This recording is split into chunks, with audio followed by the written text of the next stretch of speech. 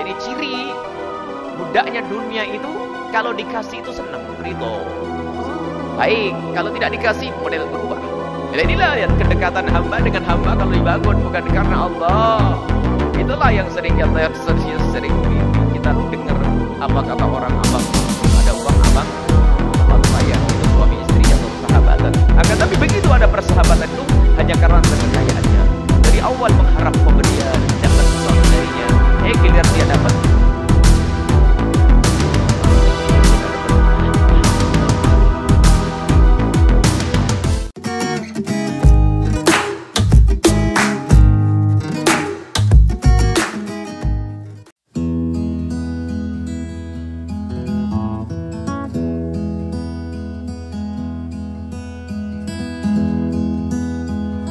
Selamat datang kembali di Bio Channel. Seperti biasanya, di channel kami akan memberikan informasi tentang biografi tokoh dan informasi menarik lainnya yang bermanfaat untuk kita semua. Sebelum kita bahas lebih lanjut, izinkan kami untuk mengingatkan dengan menekan tombol subscribe-nya dulu dan lonceng notifikasinya diaktifkan. Terus ikuti channel ini dengan beragam informasi menarik untuk Anda. Yahya Zainul Ma'arif atau yang lebih dikenal dengan Buya Yahya lahir di Kabupaten Blitar, Jawa Timur pada tanggal 10 Agustus 1973. Beliau adalah pengasuh Lembaga Pengembangan Dakwah dan Pondok Pesantren Al-Bahjah yang berpusat di Cirebon. Berikut informasi tentang biografi Buya Yahya selengkapnya. Masa pendidikan Buya Yahya. Sebelum Buya Yahya menempuh pendidikan ke Yaman, pendidikan dasar beliau ketika SMP diselesaikan di kota kelahirannya di Blitar, Jawa Timur.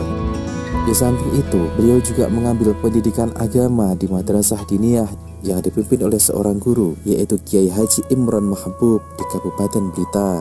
Setelah itu, beliau melanjutkan pendidikannya di pesantren Darul Lughah wa Dakwah di Bangil, Pasuruan, Jawa Timur di bawah asuhan Al-Murabi Al-Habib Hasan bin Ahmad Baharun pada tahun 1988 hingga tahun 1993. Kemudian pada tahun 1993 hingga 1996 beliau mengajar di pondok pesantren Darul Lughah wa Dakwah di Bangil, Pasuruan tersebut. Pada tahun 1996 beliau berangkat ke Universitas Al-Aghaf atas perintah sang guru Habib Hasan Ba'arun hingga akhir tahun 2005. Buya Yahya selama 9 tahun di Yaman, beliau belajar fikih diantaranya kepada Mufti Hadramaut Syekh Fadl Bafadl, Syekh Muhammad Al-Khatib, Syekh Muhammad Ba'udan, dan Habib Ali Mansur bin Hafid. Selama di Yaman, beliau pun belajar ilmu hadis kepada Dr. Ismail Khadim Al-Aisyawi dari Irak, Habib Salim Asyatiri,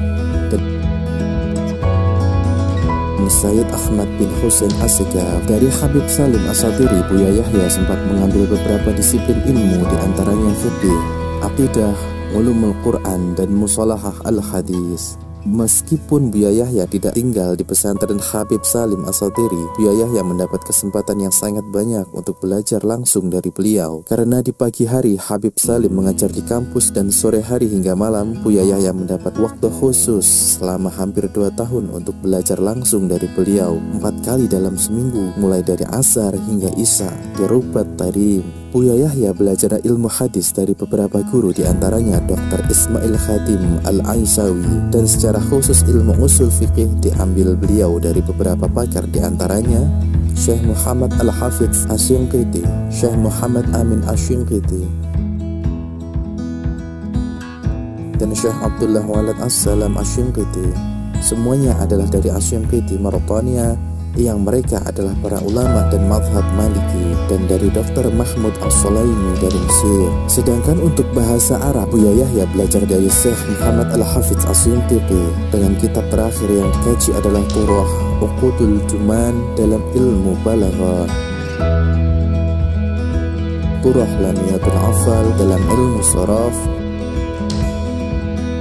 dan Turah Alfiyah Ibnu Malik dari ilmu Nahwu, yaitu Alfiyah Ibnu Malik dengan tambahannya menjadi 2800 nazam. Ilmu fikih dan perbandingannya beliau ambil dari Profesor Dr. Ahmad Ali Toha Ar-Rayyan dari Mesir, seorang alim dari mazhab Maliki. Bagi Buya Yahya ada 2 guru murabi Buya Yahya yang sangat mempengaruhi di dalam perjalanan ilmiah dakwah beliau. Yang pertama adalah Al-Murabi Al-Mursyid Al-Habib Hasan bin Ahmad Baharun, pengasuh pondok pesantren Darul Lughah wa Da'wah di Bangil, Pasuruan, Jawa Timur. Dan yang kedua adalah Al-Murabi Al-Mursyid Al-Habib Abdullah bin Muhammad Baharun, seorang rektor Universitas Al-Aghaf Republik Yaman. Buya Yahya mempunyai sanad ilmu dari guru-guru yang sangat jelas. Selain murabi dan mursyidnya tersebut, Buya Yahya juga telah belajar dari banyak guru. Penjelasan dan arti nama Buya. Arti nama Buya Yahya dalam bahasa Arab adalah sebagai berikut menurut Ustadz Adi Hidayat.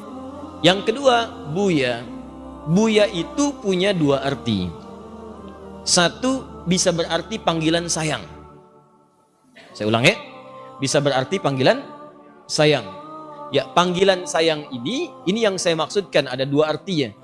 Ya, sayang yang pertama, sayang kepada pengertian ayah biologis. Jadi kalau Anda ingin misalnya ke anak ditanamkan panggilan sayang manggil ke ayah, nah namanya tasghir, ya. Maka jadikan kalimatnya, formulanya fu'ailun, fu'ailun, fu'ailun, abi, ubay, ubay, ubay, ubay, bapak kecil, panggilan sayangnya Buya. Buya, Buya, Buya, ayah sayang, ayah sayang, ayah sayang. Anaknya Bunayya, Bunayya, Bunayya, anakku sayang, anakku sayang, anakku sayang. Paham ya? Baik. Kalau yang kedua maknanya bisa panggilan sayang kepada sosok yang dihormati dari segi misal keilmuan, walaupun itu bukan ayah Anda. Saya menghormati misalnya Buya Hamka, bukan ayah saya langsung. Hanya saya mencintai beliau, sayang dengan keilmuannya, sayang dengan kemudian kehormatannya, saya panggil Buya, Buya Hamka, walaupun bukan ayah biologis saya secara langsung. Jelas ya? Nah, kemudian ada Ustadz Yahya di Cirebon, kita panggil Buya Yahya untuk menghormati dan menunjukkan sayangnya dan cintanya kepada keilmuan dan karismanya. Jelas sampai sini? Baik, itu yang dimaksud dengan Buya. Pondok Pesantren Al-Bahjah. Asal-usul nama Pondok Pesantren Al-Bahjah sebagai nama untuk pondok pesantren dan majelis yang diusul oleh Buya Yahya adalah lebih banyak melihat dari sisi makna indah yang terkandung di dalamnya. Al-Bahjah memiliki arti kemilau cahaya atau cahaya yang memiliki harapan agar pesantren Al-Bahjah menjadi penerang bagi umat baginda Muhammad SAW.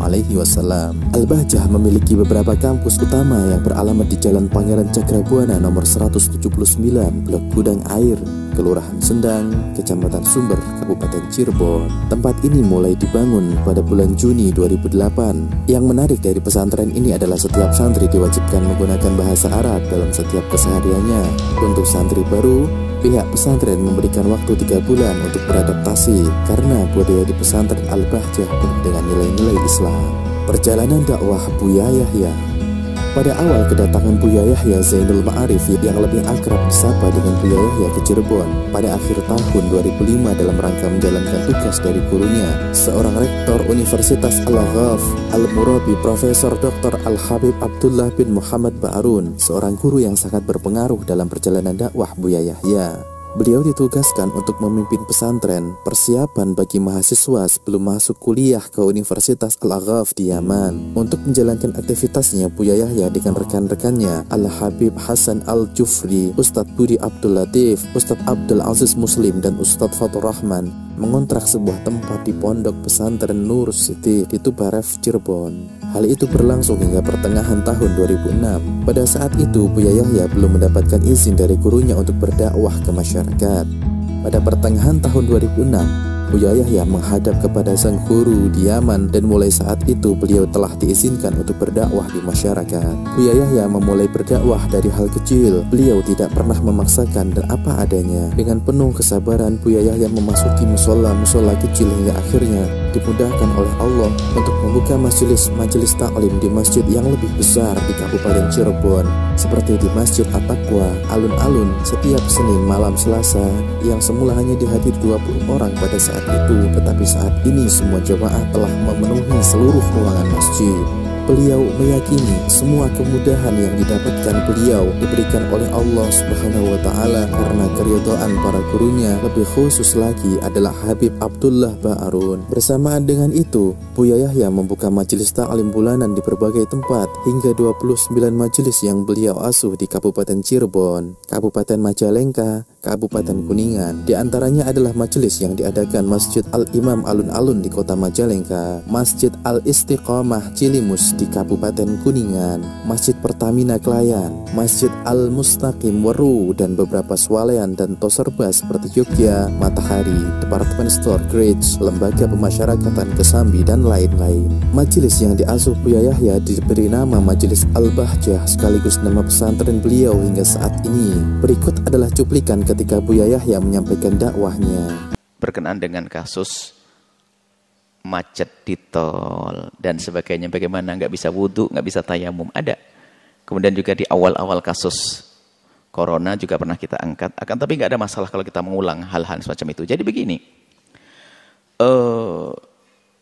kita jangan masuk wilayah fitnah deh. Jadi apa yang dikatakan Pak Wapres saya tidak dengar. Tapi kalau mengatakan tidak usah wudhu, tidak usah pakai tayamum tanpa penjelasan, nggak mungkin lah.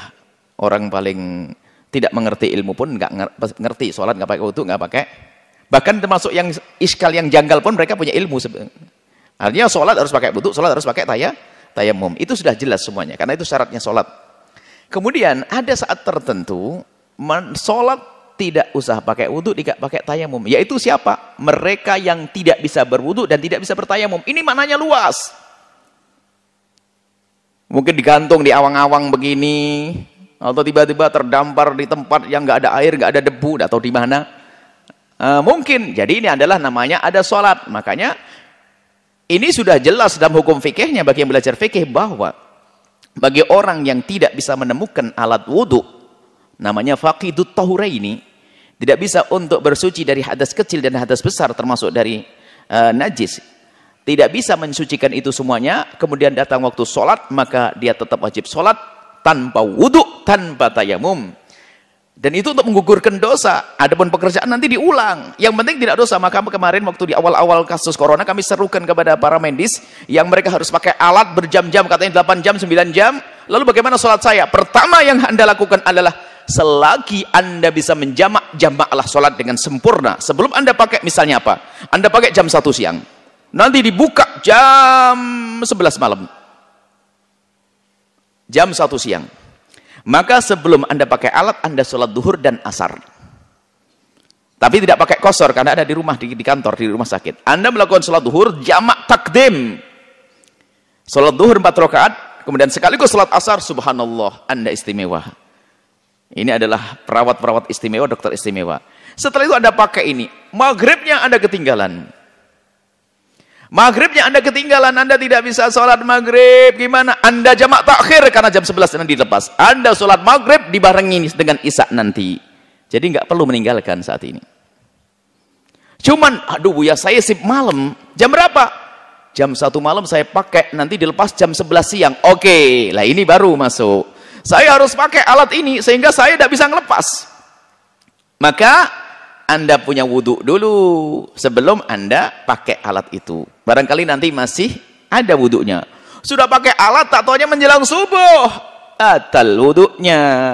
Mau wudhu nggak boleh dilepas, tayamum nggak boleh, subuh mau habis. Ini mungkin kasusnya. Anda sholat, jangan sampai Anda tidak sholat. Dan paling mudah sholatnya semampu Anda. Nggak pakai wudhu, nggak pakai tayamum. Ini kasusnya. Nggak pakai wudhu, nggak pakai tayamum. Anda sholat, nggak pakai wudhu, nggak pakai tayamum. Karena apa? Memang Anda tidak bisa wudhu dan tidak bisa tayamum, dan sholat nggak bisa dijamak. Dan waktu akan kelewat. Anda sholat. Cuman catatannya, sholat ini nanti jika Anda punya kesempatan, Anda qadha. Dan mengqadha Anda akan berat. Karena apa? Anda berindu Allah. Untuk menghadap kepada Allah. Yang jelas, Anda tidak dosa. Saat itu. Ini berlaku bukan urusan problem corona saja. Di atas kendaraan menjelang subuh, sopir bisnya nggak mau turun, Anda sholat, wudhu nggak bisa, tayamum nggak bisa, ngadepnya pun ke arah timur mau ke Surabaya, ini Anda sholat di atas kendaraan dalam keadaan tidak punya wudhu dan dalam keadaan tidak punya debu, nggak pakai tayamum, bahkan mungkin bajunya najis karena nggak bisa mencucikannya karena di atas kendaraan. Waktu subuh mau habis, Anda sholat, namanya sholat faqidut tahuraini atau ihtiraman lil waqt atau li hurmatil waqt. Istilahnya beda-beda untuk menghormat waktu. Intinya adalah apa? Tidak boleh siapapun dari kita meninggalkan sholat dalam keadaan apapun. Kalaupun syaratnya tidak terpenuhi, maka tetap kita melakukan sholat. Cuman nanti jika ada kesempatan, maka diganti sholat itu. Kalau tidak punya kesempatan nggak wajib diganti. Allah makasih, gimana nggak punya kesempatan? Belum sempat mengodok sudah mati, ya nggak banyak punya kesempatan. Jadi kalau masih bisa kesempatan dikodok. Indah, Islam itu mudah. Jadi ini adalah kalau kita baca kitab fikih kecil-kecil juga sudah ada hal yang demikian itu. Jadi nggak usah dipelintir kalau ada kalimat menjong. Kadang-kadang orang itu pengennya macam-macam aneh-aneh, pengen rame dan sebagainya. Padahal kalau betul itu dari Pak Wakil Presiden, dia biasa wajar saja urusan fikih dan itu solusi. Dan mohon dilihat salah satu buku kecil kami adalah solusi sholat saat macet atau di atas jalan tol ya judulnya. Itu adalah termasuk kita bahas masalah yang demikian ini. Jangan sampai ada anak tidak sholat. Jangan sampai ada hamba Allah tidak sholat gara-gara macet. Biasanya adalah nyampe tepat waktu. Tak taunya nih macet, ada tabrakan di sana. Sehingga nggak bisa sholat, nggak maju, nggak mundur. Musola nggak ada. Maka di saat itu bagaimana? Asar mau habis. Maghrib tak lagi. Anda sholat di atas kendaraan Anda. Semampu Anda. Nggak pakai wudu, nggak pakai tayamum. Nah ini termasuk kasusnya. Termasuk ini berlaku kepada bukan saja kasus corona. Dokter yang operasi bedah otak. Katanya itu 9 jam. Biarpun nanti ada solusi kalau mau sholat seperti sholatnya Raghaib, orang-orang dalam peperangan bisa sebetulnya. Cuma ada kemurahan, nggak usah dipaksa dengan kalau belum punya ilmu itu. Maka dia bisa melakukan sholat jamak yang pertama. Kalau enggak setelah itu nanti apa? Sholat kalau bagi yang operasi nanti beda lagi. Pernah kita jawab. Tolong dicari nanti sholat bagi dokter yang melakukan operasi bedah otak dan sebagainya. Apa yang hendaknya dilakukan? Dia bisa melakukan sholat dengan semampunya. Termasuk seperti sholatnya orang yang dalam peperangan, Syiddatul Khauf. Jadi sambil melakukan sholat, sambil ngoperasi. Itu adalah boleh. Yang penting jangan sampai ada di antara kita ingin meninggalkan sholat atau meninggalkan sholat. Seperti itu. Semoga Allah mudahkan. Dan mohon itu dalam kitab kecil itu, buku kecil itu ada semuanya hal-hal semacam ini. Di solusi sholat saat jalan macet. Termasuk ditambahnya di atas tol. Itu sebenarnya untuk kami, hadiah kami untuk pejalan pengguna jasa jalan tol. Jangan sampai ada di antara kita yang biasa meninggalkan sholat. Ini saja. Dan mohon kepada siapapun tolonglah. Kalau dengar informasi dari siapakah, presiden, wakil presiden, gubernur, kiai, ustadz, pedagang, bisnis, itu kalau memang benar harus kita katakan benar. Kalau salah kita harus berani katakan salah. Bukan karena perbedaan pendapat lalu dianggap semuanya salah. Itu namanya kita tidak jujur dong dengan kebenaran. Semoga Allah mengampuni semuanya. Tahap perkenalan Buya Yahya dengan masyarakat di samping kesabaran beliau untuk bersilaturahmi ke musola-musola dan masjid-masjid, Buya Yahya pada pertengahan tahun 2006 selama 1 tahun sempat berjuang di salah satu stasiun radio Salma 101 FM yang pada saat itu Buya Yahya mendapatkan kepercayaan sebagai direktur operasional radio tersebut. Dan selama itu pula Buya Yahya mencoba menghadirkan dakwah lewat radio dengan membuat program pesantren udara, dengan memadatkan acara radio dengan pengajian-pengajian yang beliau isi. Di media cetak, Buya Yahya juga ikut berdakwah. Selama bulan Ramadan yang lalu, Buya Yahya mengasuh rubrik tanya jawab di koran harian Umum Radar Cirebon. Dan sampai saat ini beliau juga masih aktif mengisi artikel-artikel harian tersebut di setiap Jumat dan Oase Iman. Buya Yahya juga mengasuh rubrik Masyail Diniyah di sebuah majalah Islami Al-Basyiriyah yang terbit di wilayah Jawa Timur. Demikian biografi Buya Yahya yang berhasil kami himpun dari beberapa sumber. Simak terus video lainnya hanya di Bio Channel. Sebelum mengakhiri video ini, kami ingatkan kembali untuk menekan tombol subscribe-nya dan lonceng notifikasinya jangan lupa diaktifkan. Terima kasih dan sampai jumpa pada video kami selanjutnya.